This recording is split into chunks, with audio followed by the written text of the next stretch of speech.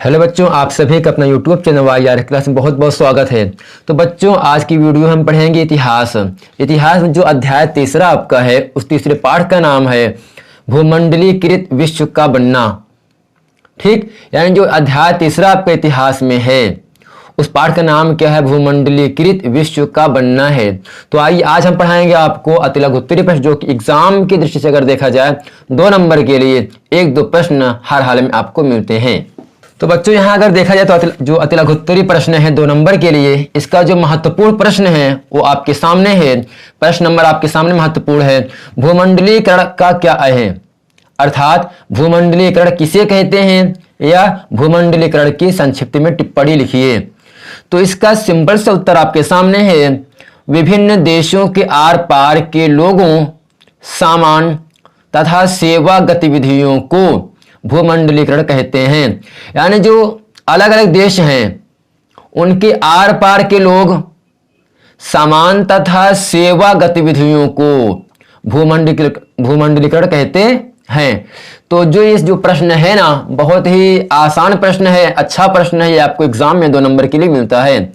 तो इसमें क्या कुछ नहीं कह रहा था, केवल कह रहा है भूमंडलीकरण क्या है और किसे कहते हैं।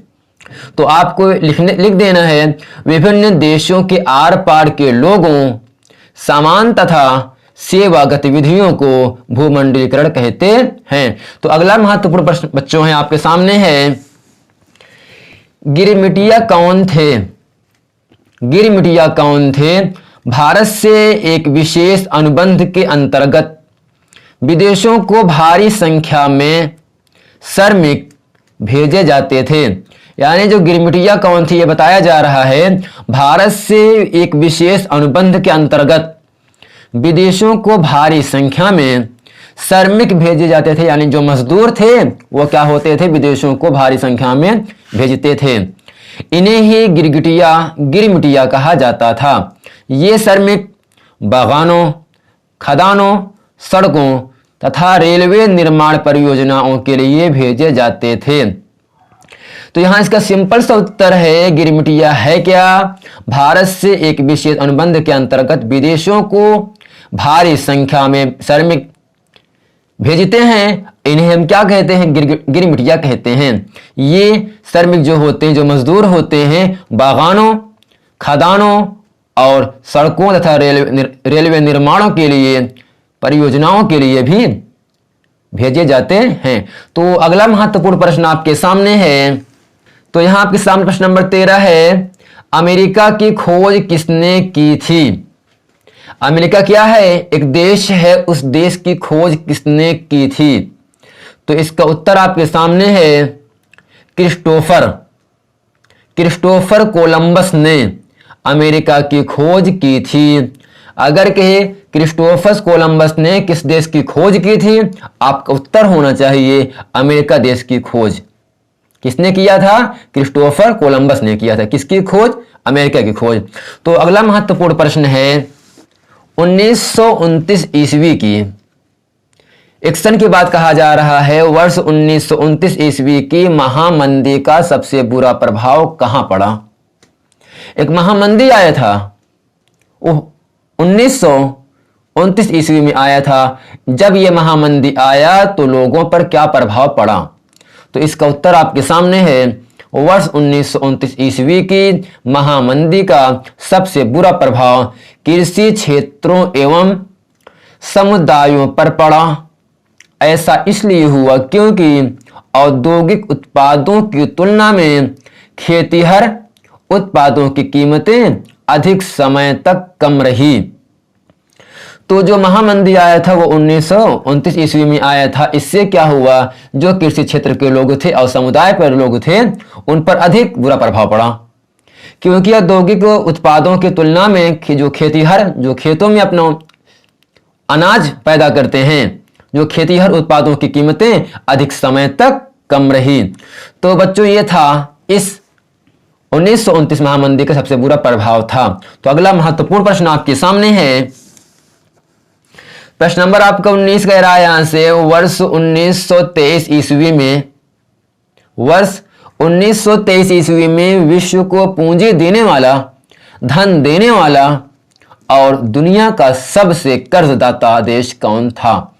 यानी यहां कहा जा रहा है वर्ष 1923 ईस्वी में विश्व को यानी दुनिया को पूंजी देने वाला, धन देने वाला और दुनिया का सबसे बड़ा कर्जदाता देश कौन था जो कर्ज को देता था। तो इसका उत्तर आपके सामने है वर्ष 1923 ईस्वी में विश्व को पूंजी देने वाला और दुनिया का सबसे बड़ा कर्जदाता देश अमेरिका था। यानी जो 1923 ईस्वी में जो विश्व को पूंजी देने वाला देश था वह कौन सा देश था, वह देश था अमेरिका। तो बच्चों अगला महत्वपूर्ण प्रश्न आपके सामने है, असेंबली लाइन उत्पादन क्या है। या पूछे असेंबली लाइन उत्पादन से आप क्या समझते हैं, या कहे असेंबली लाइन उत्पादन का उल्लेख कीजिए। तो इसका उत्तर आपके सामने है, असेंबली लाइन एक प्रकार की उत्पादन प्रक्रिया है। जो असेंबली लाइन है ना, ये क्या है, एक प्रकार की उत्पादन प्रक्रिया है जिसमें परिवर्तनीय भागों पुर्जों को जोड़कर वस्तु को अंतिम स्वरूप में तैयार किया जाता है। यानी जो असेंबली लाइन है एक प्रकार की क्या है, उत्पादन प्रक्रिया है। इस उत्पादन प्रक्रिया के अंतर्गत परिवर्तनीय भागों को जोड़कर वस्तु को अंतिम स्वरूप में तैयार किया जाता है। इसे ही क्या कहते हैं, असेंबली लाइन उत्पादन कहते हैं। तो अगला महत्वपूर्ण प्रश्न है, विश्व बैंक की स्थापना क्यों की गई। विश्व बैंक की स्थापना क्यों की गई, इसका उत्तर आपके सामने है। विश्व बैंक की स्थापना युद्धोत्तर पुनर्निर्माण के लिए धनराशि की व्यवस्था हेतु की गई थी। यानी जो विश्व बैंक की स्थापना की गई थी उसमें जो धनराशि थी उसकी व्यवस्था के लिए, खर्च ना हो, यानी उस धन को उस बैंक में रखने के लिए विश्व बैंक की स्थापना किया गया था। तो ये था प्रश्न। और अगला महत्वपूर्ण प्रश्न है, विश्व व्यापार संघ की स्थापना कब हुई। जो विश्व व्यापार संघ है उसकी स्थापना कब हुई थी, इसका उत्तर है वर्ष 1995 ईस्वी में विश्व व्यापार संघ की स्थापना हुई थी। यानी सन 1995 ईस्वी में विश्व व्यापार संघ की स्थापना हुई थी। अगर इस तरह से पूछे 1995 ईस्वी में किस व्यापार संघ की स्थापना की गई थी, तो आपका उत्तर होना चाहिए वर्ष 1995 ईस्वी में विश्व व्यापार संघ की, किस व्यापार संघ की, विश्व व्यापार संघ की स्थापना की गई थी। तो अगला महत्वपूर्ण प्रश्न आपके सामने है, वह स्थिति क्या कहलाती है। वह स्थिति क्या कहलाती है जिसके अंतर्गत निर्यात का मूल्य आयात से अधिक होता है।